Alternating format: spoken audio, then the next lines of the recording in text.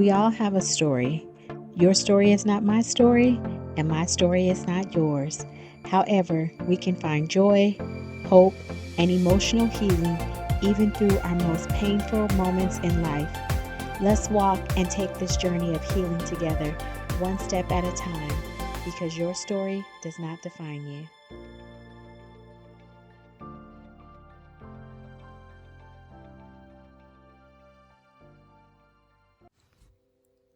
Hey y'all, welcome back to Your Story Does Not Define You, the podcast. Look, y'all, I know it's been a few weeks, it's been a minute since I recorded the last conversation. So before we get into anything today, I actually just want to acknowledge that because I don't want to just jump into this episode and act like I haven't been MIA for the last few weeks. But look, y'all, I am super sorry that I've been missing for the last couple of few weeks. But life has been life for y'all. Professionally, I've been extremely busy. Personally, I've had a lot going on. And honestly, I've just been in one of those seasons where there has always been something or somebody that needs my attention. And I'm sure some of you know exactly what I'm talking about. So it doesn't necessarily mean that anything has been wrong, because nothing has been wrong. Life is just full, work is full, home is full, my calendar is full, our minds and my mind has been full. And sometimes we just get so busy moving from one thing to the next that we don't even realize how much we've been carrying until we finally get a chance to sit down. So that's kind of where I've been. But I definitely have missed this. I've missed sitting behind this microphone. I've missed having these conversations with you. And I'm really glad to be back, y'all. So if I drop the ball again, if I go MIA for a couple of weeks, y'all, charge it to my head and not my heart. Life gets busy for me sometimes. I have a lot of hats that I'm wearing. So I'm trying to make sure that I'm being intentional and keeping track with everything and making sure that I'm doing all the things that I'm supposed to do. All right, y'all? So before we do anything else, you already know what I'm going to ask. What's your vibe today? I want you to take a second, check in with yourself. What's your vibe? Today, my vibe is a little bit tired. It's been a long week. I haven't had the best sleep for the past couple of nights. Monday was really refreshing because I had the opportunity to just step away from work and step away from responsibilities and go to the beach and sit by the beach and allow myself to be restored, refreshed, renewed, and just spend some quality time listening to the waves and stillness, and then making myself available to hear from God and see what God wanted to say to me. And it was really refreshing and it was really relaxing. However, that night when I returned, I really had a rough night of sleep. I didn't get much sleep. And then the next day I didn't get much sleep. And so I'm a little tired. So check your vibe. And before we move on, I want to give you one thing to sit with. And that is, what do you need more of in this season of your life? Not what does everybody else need from you, but what do you need? Maybe it's rest, like me. That's definitely something that I need more of in this season. Maybe it's clarity. Maybe it's connection. Maybe it's peace. Maybe you need to slow down, or maybe you need to laugh. And whatever came to mind, I just want you to hold on to that. You don't have to do anything with it right now, but I just want you to notice. Notice what you need more of. And don't ignore that. But also, I want to invite you to make space to receive whatever it is that you need more of, and be intentional about that. All right. So let's talk, because maybe it's not a coincidence that after being MIA for a couple of weeks, that this is the conversation that I wanted to come back with. Lately, I've been thinking a lot about worth, and not necessarily in the way that we usually talk about it. You hear people say all the time, know your worth. And usually when that's being said, we're talking about relationships.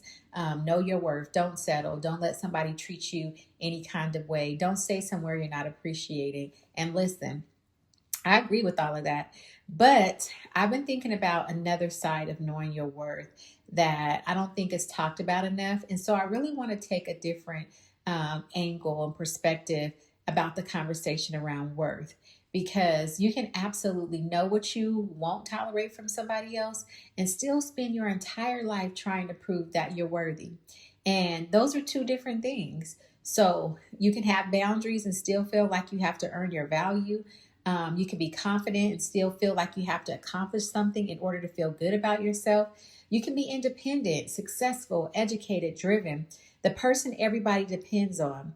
And somewhere underneath all of that can still be the little voice whispering to you, keep going, do more, don't slow down, don't let anybody see you struggling, make yourself useful, make yourself valuable.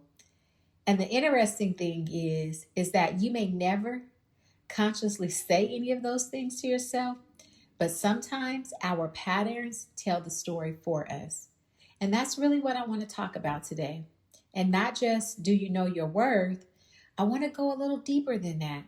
I want to talk about what happens when our worth becomes attached to what we accomplish, what we provide, who needs us, how strong we are, and how other people sees us.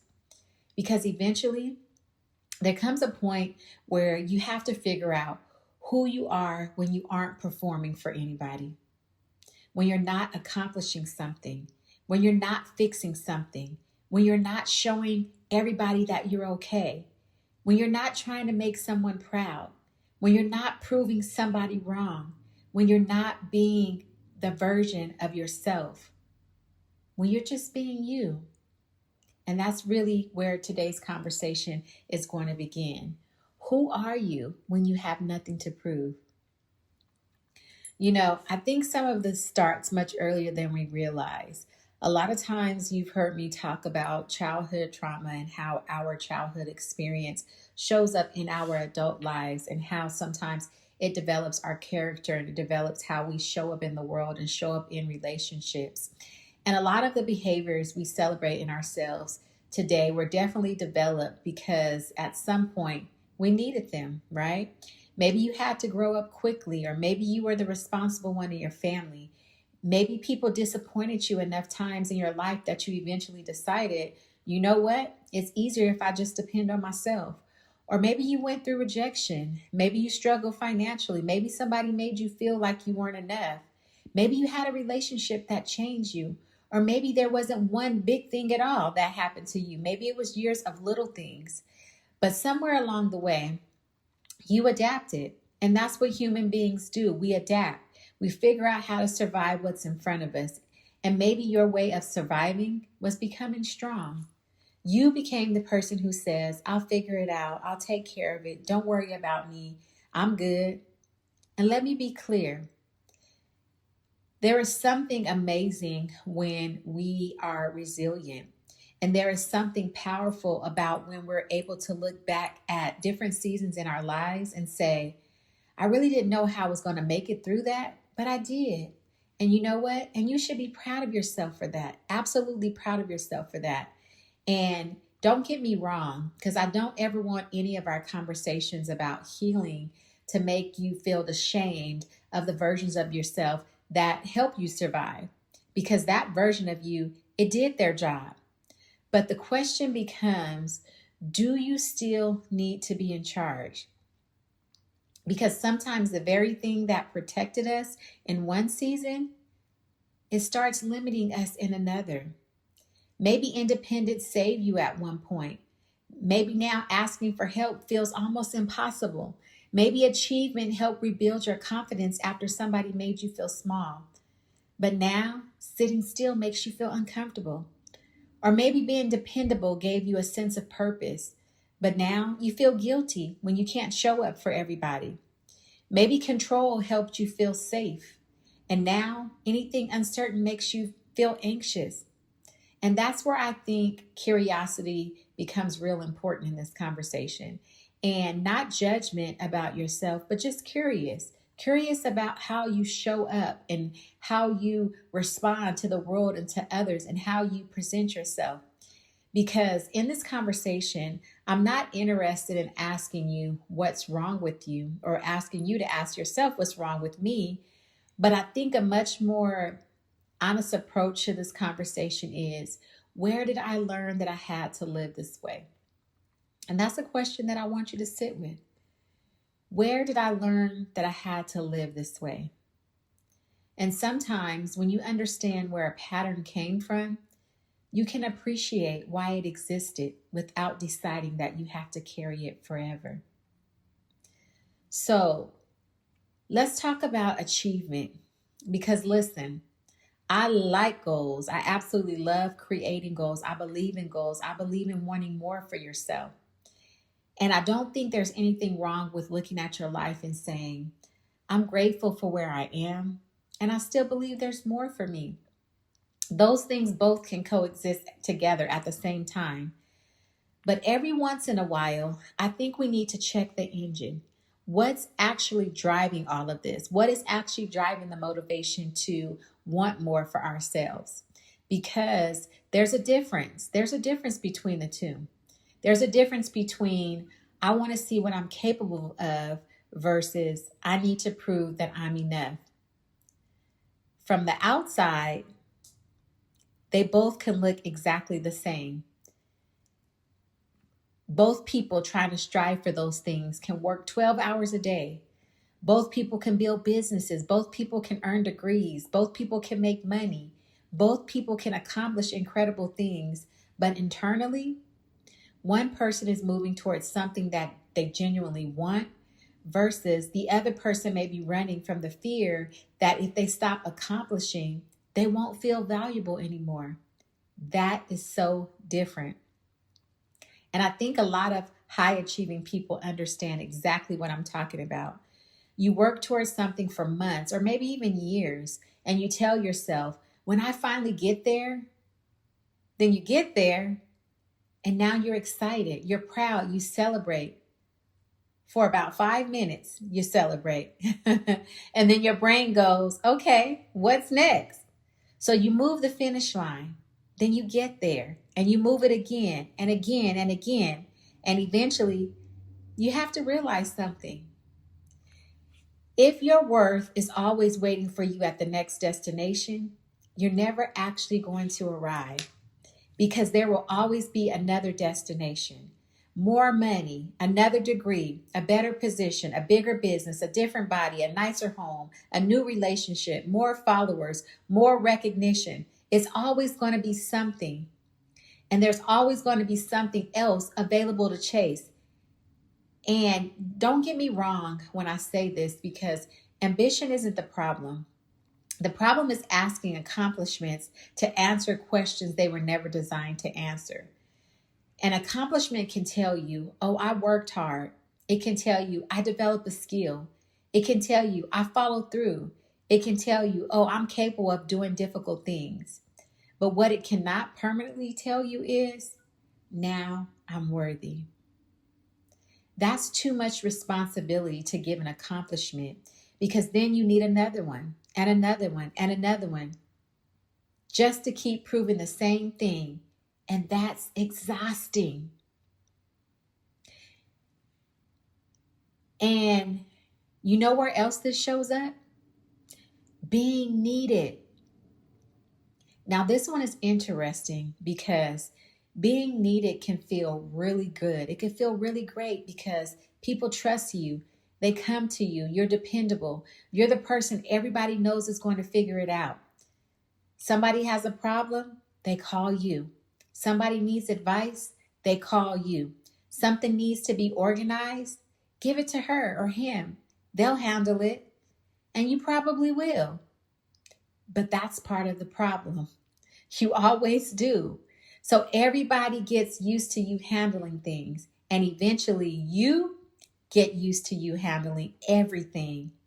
And without realizing it, being needed can start feeling a lot like being valued. But those aren't always the same thing. Someone can value what you do for them without truly valuing you. That's an important distinction, and I want you to hear me good.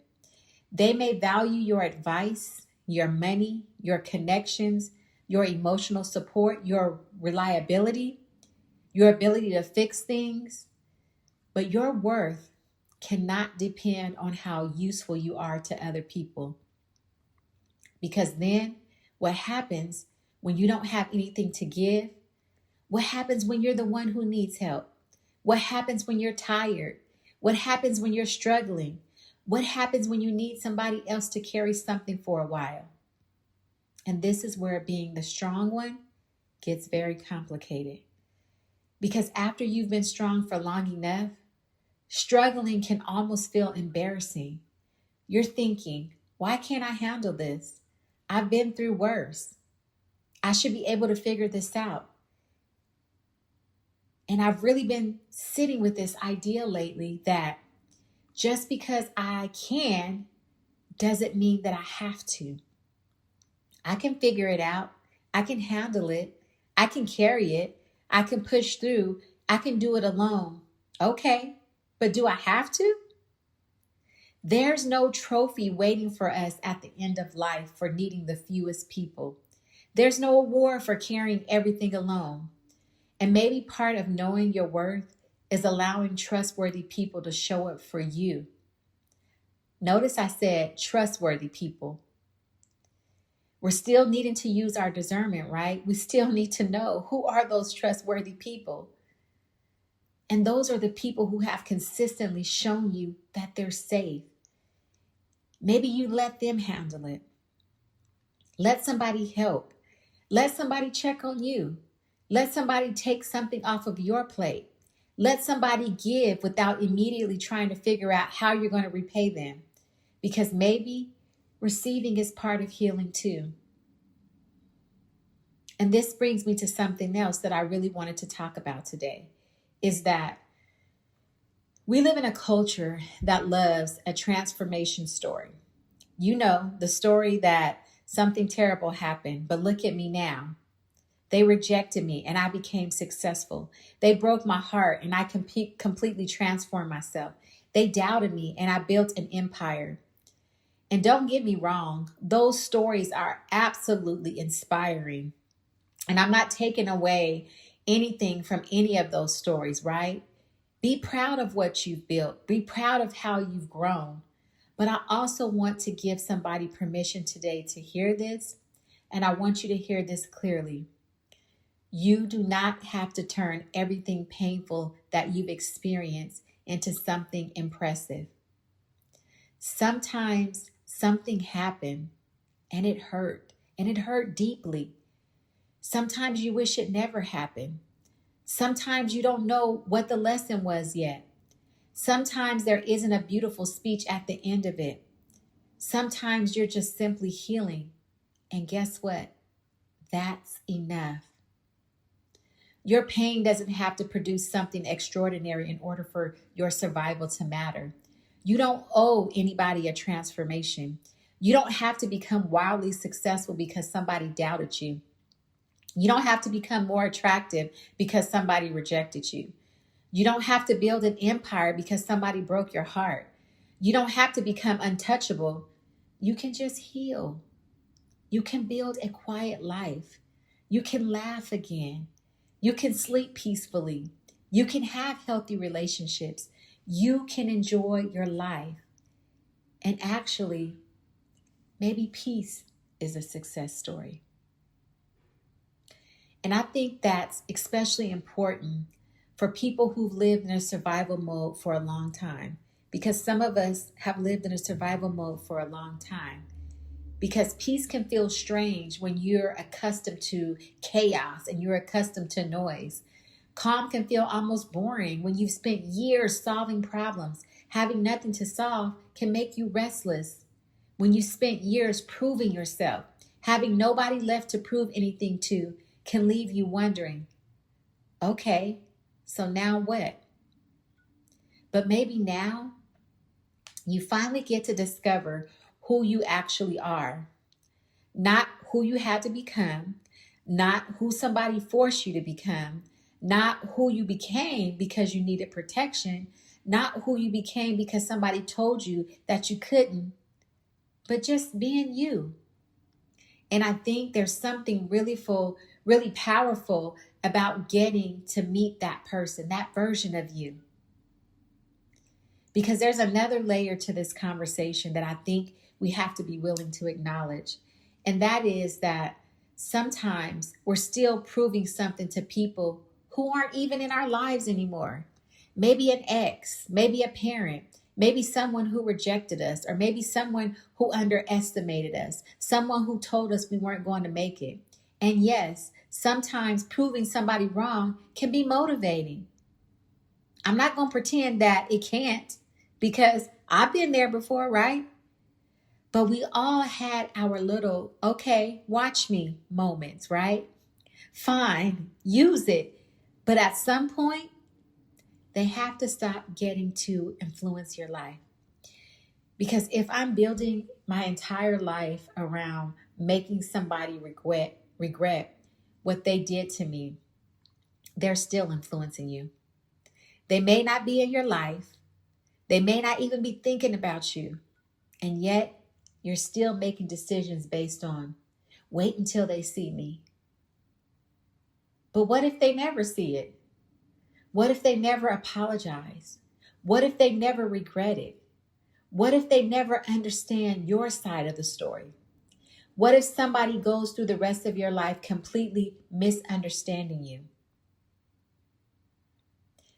I think there's a certain kind of freedom that comes when you finally realize people are allowed to be wrong about you.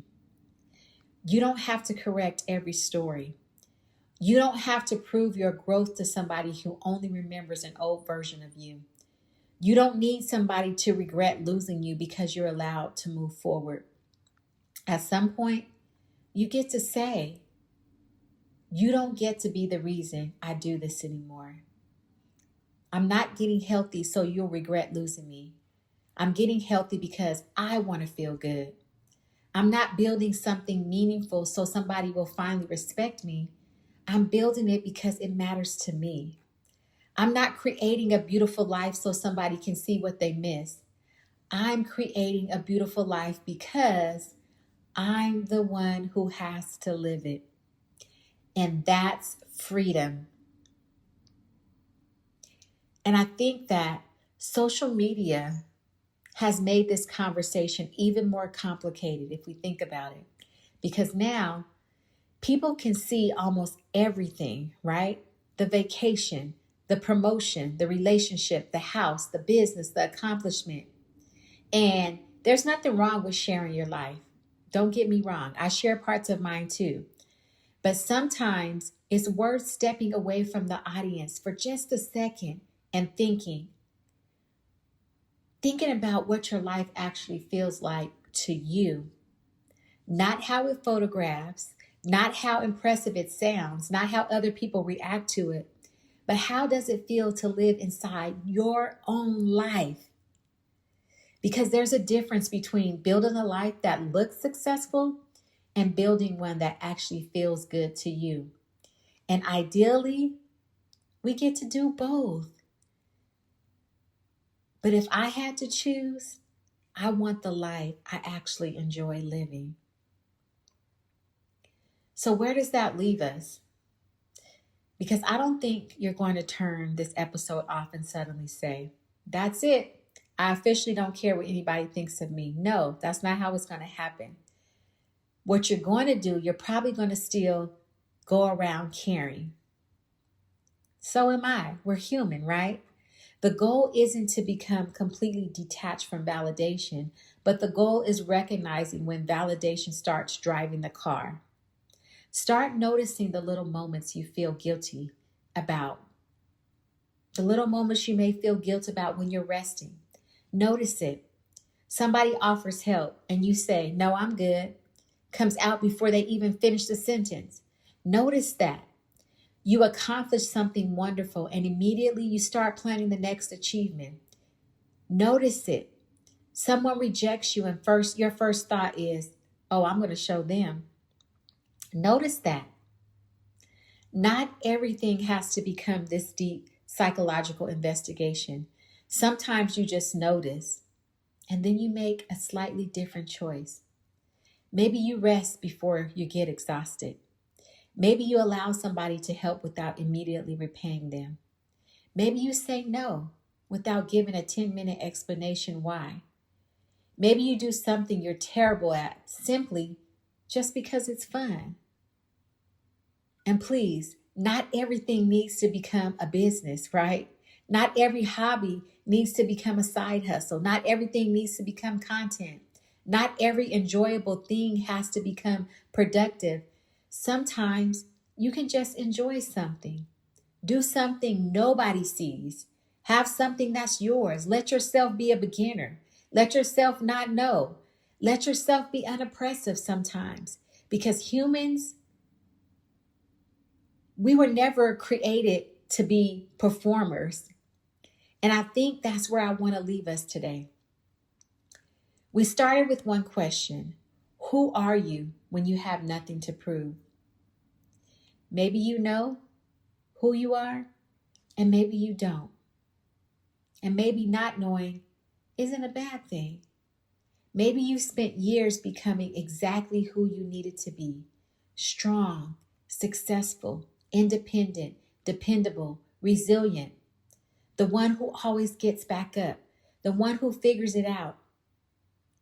And I want you to be proud of that person. Because that person got you here today. But maybe they don't have to run the entire show anymore.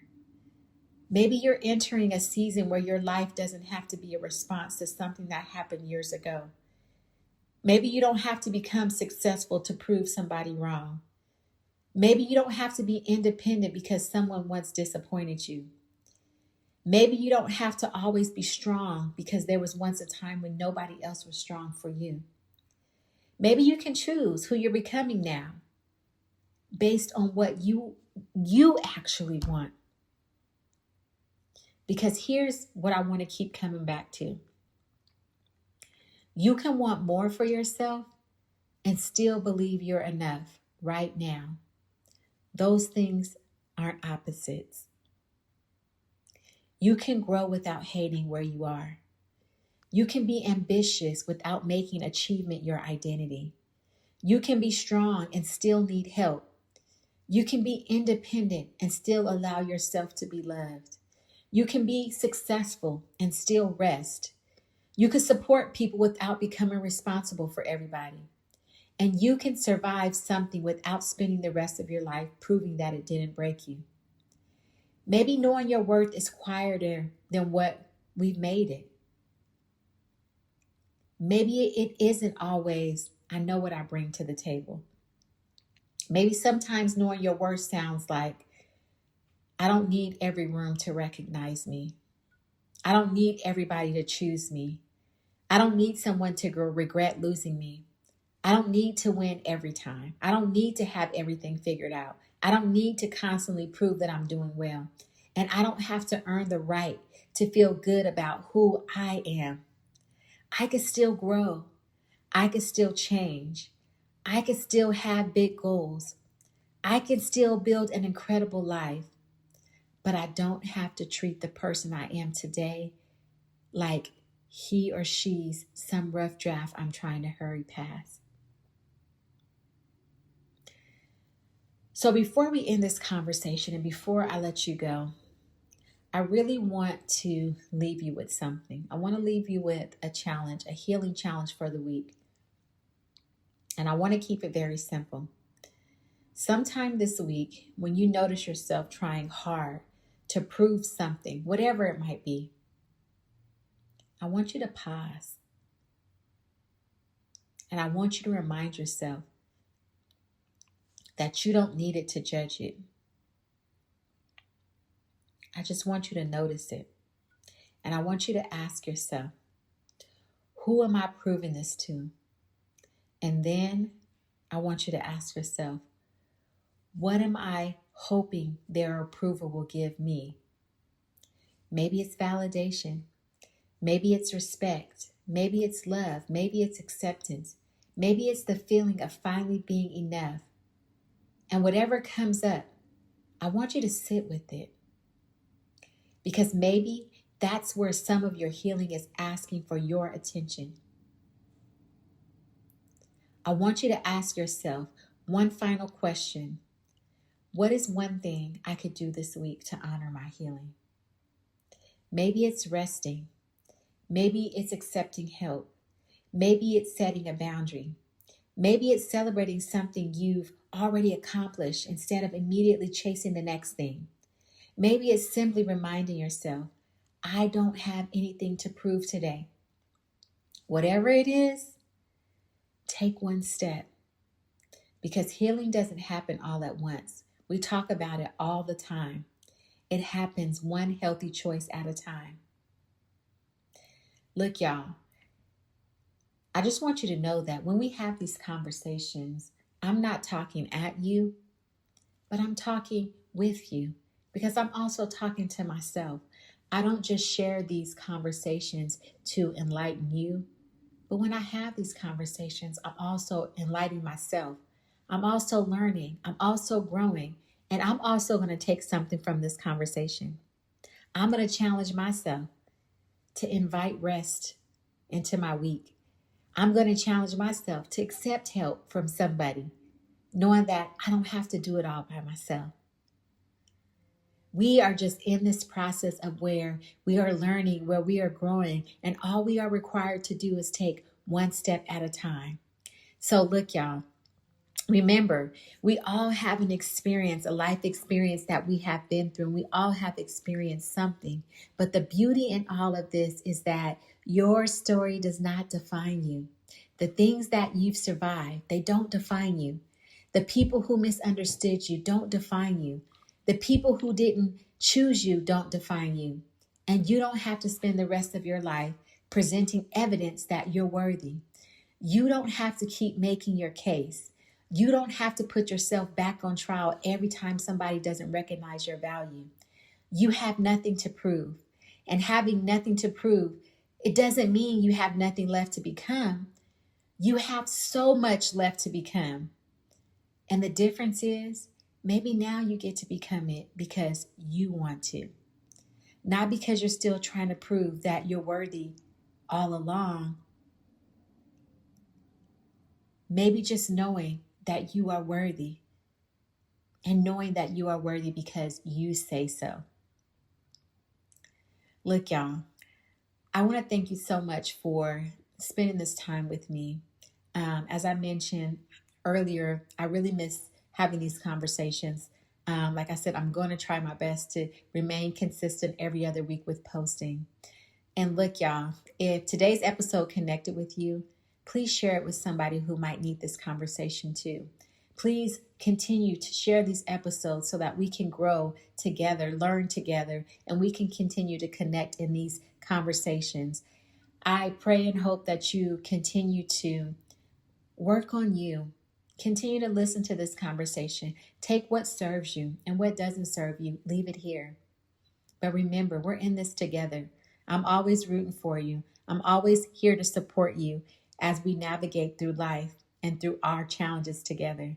Look, y'all, I pray that you have an amazing week, an amazing couple of weeks until the next time we connect. Until next time, remember, check in with your vibe. Give yourself some grace, protect your peace, and ask yourself, what can I do this week to honor my healing? Until next time, Dr. Niesha here. I'll talk to you soon.